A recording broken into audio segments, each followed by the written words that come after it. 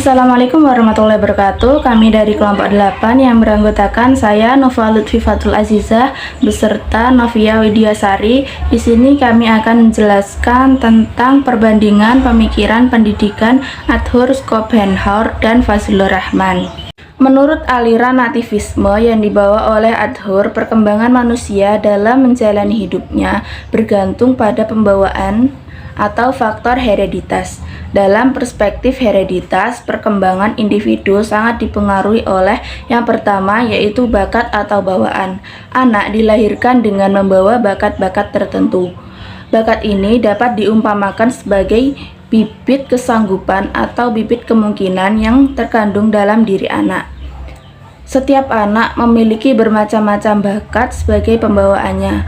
Yang kedua yaitu sifat-sifat keturunan. Sifat-sifat keturunan yang diwariskan oleh orang tua atau nenek moyangnya terhadap seorang anak dapat berupa fisik maupun mental, sehingga jelas bahwa sifat-sifat keturunan bisa ikut menentukan perkembangan seorang anak. Pendidikan tidak akan dapat merubah manusia karena potensi itu bersifat kodrati. Pendidikan yang tidak sesuai dengan bakat dan potensi anak didik adalah pendidikan yang tidak berguna bagi perkembangan anak itu sendiri. Pandangan Adhur tersebut sejalan dengan teori disiplin mental yang di dalamnya termasuk mental teistik, disiplin mental humanistik, naturalisme, dan apresiasi. Dari corak pemikiran ini, pemikiran pendidikan Adhur Schopenhauer sebagai berikut. Yang pertama, berkaitan dengan mendidik. Menurutnya, mendidik adalah tidak lain membiarkan anak tumbuh berdasarkan pembawaannya. Menurut Adhur, pendidikan tidak memiliki kekuatan sama sekali. Pendidikan les permukaan peradaban dan tingkah laku sosial.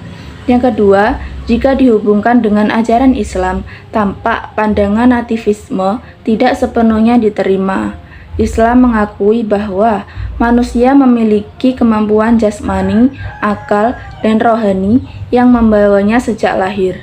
Selanjutnya akan dilanjutkan oleh Novia Widiasari. Baiklah, saya Novia Widiasari. Di sini saya akan melanjutkan presentasi dari teman saya, yaitu mengenai pemikiran pendidikan perspektif Fazlur Rahman.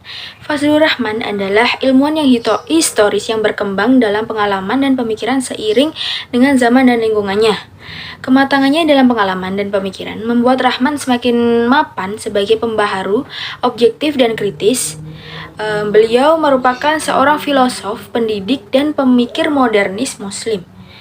Kemunculan gagasan Rahman tentang kontribusinya terhadap modernisme pendidikan Islam dilatar belakangi oleh pengamatannya terhadap perkembangan pendidikan Islam di era modern di beberapa negara Islam seperti Turki, Mesir, Pakistan, dan Indonesia, di mana menurut Fazlur Rahman masih dihadapkan kepada beberapa problem pendidikan, seperti yang pertama yaitu tujuan pendidikan Islam tidak diarahkan kepada tujuan yang positif.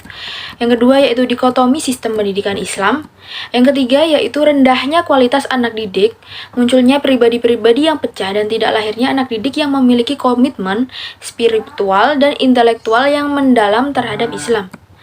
Yang selanjutnya yaitu sulitnya menemukan pendidik yang berkualitas dan profesional serta memiliki pikiran yang kreatif dan terpadu. Dan yang kelima yaitu minimnya buku-buku yang tersedia di perpustakaan. Nah, menurut Fazlur Rahman sendiri, pendidikan mencakup dua pengertian besar, yaitu yang pertama pendidikan dalam pengertian praktis, yaitu pendidikan yang dilaksanakan di dunia Islam. Jika dikaitkan dengan Indonesia, maka pendidikan di pesantren, madrasah, atau mulai dari madrasah ibtidaiyah hingga madrasah aliyah dan perguruan tinggi Islam dapat juga mencakup pendidikan agama Islam di sekolah mulai tingkat dasar hingga lanjut atas. Serta pendidikan agama Islam di perguruan tinggi umum. Dan yang kedua yaitu pendidikan Islam dalam ranah intelektual Islam, seperti yang dilaksanakan di perguruan tinggi. Selain itu, pendidikan Islam menurut Rahman juga dapat dipahami sebagai proses untuk menjadikan manusia integratif yang memiliki sifat-sifat seperti kritis, kreatif, dinamis, inovatif, progresif, adil, jujur, dan sebagainya. Lulusan yang dihasilkan pun pendidikan yang demikian itu diharapkan dapat berkontribusi memberikan tawaran solusi atas problem-problem yang dihadapi. Nah, mungkin itu yang dapat kami sampaikan. Kurang lebihnya kami mohon maaf. Billahi taufiq wal hidayah, waridho wa inayah. Wassalamualaikum warahmatullahi wabarakatuh.